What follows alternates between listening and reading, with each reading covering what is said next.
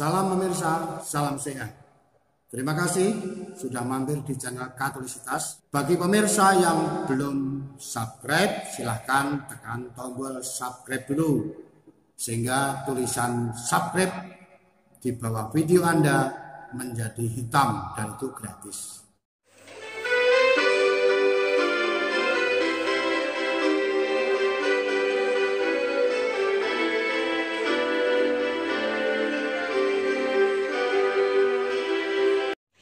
Saudara-saudariku yang dikasihi Tuhan, dalam rangka memperingati Hari Pangan Sedunia, renungan hari ini 26 Oktober 2020, kita akan membaca dari Injil Lukas bab 13 ayat 12.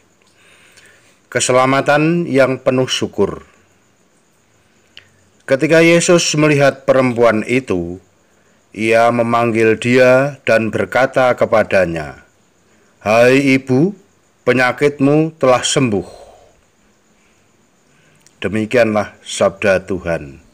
Terpujilah Kristus.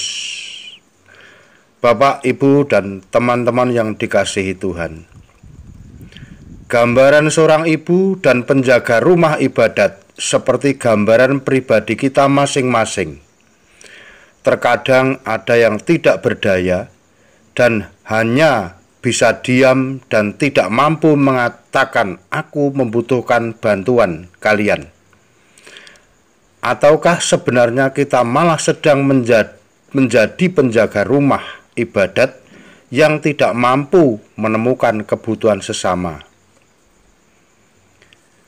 Tidak peduli dengan keadaan sekitar, Tuhan yang penuh kasih punya cara untuk menyelamatkan umat-Nya. Ia tidak ingin mereka tenggelam dalam dosa yang dialami. Pembebasan yang dilakukan Yesus merubah paradigma mengenai dosa yang tak bisa diampuni atau penyakit yang tidak bisa disembuhkan. Bisa saja Yesus mengindahkan hukum Taurat, tetapi Ia tahu bahwa kehadirannya di dunia bukan untuk kepentingan pribadi, melainkan untuk memuliakan Allah. Kehangatan Allah yang penuh kasih tergambar di dalam sikap Yesus yang mampu melihat penderitaan orang lain sebagai sebuah sarana pengampunan dari Allah dan pintu keselamatan, hingga dengan penuh syukur memuji dan memuliakan Allah lewat karya kasih yang nyata dirasakan. Maka kritik penjaga rumah ibadat kepada Yesus sebenarnya adalah gambaran pribadi manusia yang belum mampu mengenal sesamanya dan belum mampu menghadirkan ajaran iman.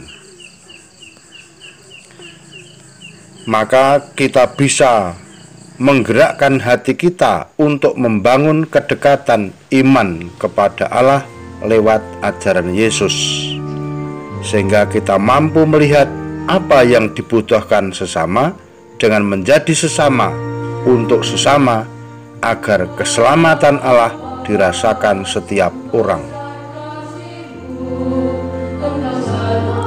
Marilah kita merefleksikan hidup kita.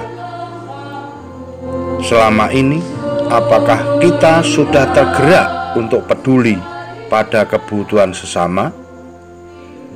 Ataukah kita masih cuek dengan apa yang terjadi di sekitar kita? Mungkin kita akan membuat aksi, tindakan nyata, lebih peduli pada kebutuhan sesama dan sekitar kita dengan memahami apa yang sedang terjadi saat ini. Tetapi tidak hanya berhenti pada rencana atau slogan, mungkin bisa memberi sedikit dari apa yang kita punya. Misalnya di lingkup sekolah, satu siswa memberi harga tempe goreng Rp1.000 Maka bila dalam satu sekolahan 600 siswa akan terkumpul Rp600.000, dan ini sangat dirasakan bagi mereka yang membutuhkan, sementara bagi kita hanya merasa kehilangan Rp1.000 yang kadang-kadang kita tidak menghargai. Mari kita mencoba bertindak yang nyata. Saudara-saudari yang terkasih, KWI Konferensi Wali Gereja Indonesia memberi gambaran sebagai berikut. Pandemi COVID-19 yang terjadi saat ini membawa dunia dan kehidupan manusia mengalami krisis kesehatan yang berdampak pada semua dimensi kehidupan. Orang merasa terancam, panik dan ketakutan, ekonomi mandek, pembangunan tersendat, dan semua rencana yang telah dibuat tidak dapat berjalan, bahkan harus dibatalkan. New normal menjadi alternatif dan strategi untuk bangkit karena kehidupan tetap harus berjalan. Dalam situasi ketidakpastian seperti ini, pangan merupakan salah satu penopang yang penting, karena pangan adalah kebutuhan yang sangat mendasar bagi kehidupan manusia. Terlebih pada saat pandemik virus ini, asupan makanan untuk stamina dan ketahanan tubuh sangat dibutuhkan. Oleh karena itu, ketersediaan pangan untuk setiap orang dan semua orang menjadi suatu keharusan. Itulah mengapa pada Hari Pangan Sedunia tahun 2020 ini, KWI mengajak kita semua, marilah selama masa new normal ini kita isi dengan gerakan bersama. Ayo konsumsi makanan sehat, ayo menanam, dan ayo berbagi. Dalam rumusan singkat nomor 1, ayo konsumsi makanan sehat dan bergizi. 2, gerakan ayo menanam. 3, gerakan ayo berbagi pangan. Dan keempat, akhirnya gerakan ayo bekerja.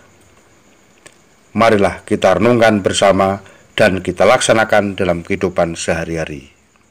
Saya doakan Anda hari ini sehat, murah rezeki, keluarga bahagia.